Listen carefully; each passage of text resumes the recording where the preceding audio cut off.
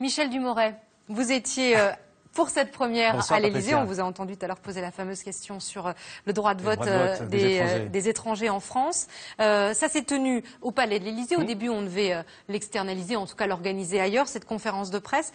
Première question, Michel, est-ce que c'est un test réussi ?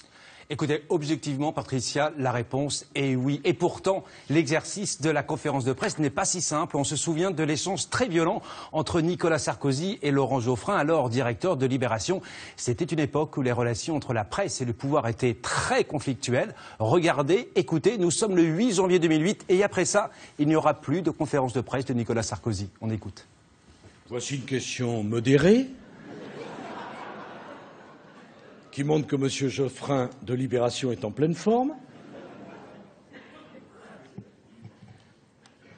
Bon, il a le droit d'avoir son avis sur la monarchie élective. Enfin, monarchie, ça veut dire héréditaire. Vous croyez que je suis donc le fils illégitime de Jacques Chirac qui m'a mis sur un trône?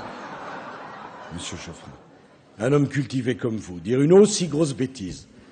Alors aujourd'hui, Patricia, rien de ça. On était bien loin, bien aux antipodes de ce qu'avait fait Nicolas Sarkozy en 2008. Malgré le Hollande bashing, les relations entre les journalistes et l'Élysée sont redevenues normales. Ce qui était aussi frappant, Patricia, cet après-midi, c'est le jeu désormais utilisé par le chef de l'État. C'est lui qui est en première ligne. Les Français habitués à l'hyper-présidence lui reprochaient son éloignement. Eh bien, message reçu 5 sur 5. Il assume désormais pleinement le poids des responsabilités liées à sa fonction.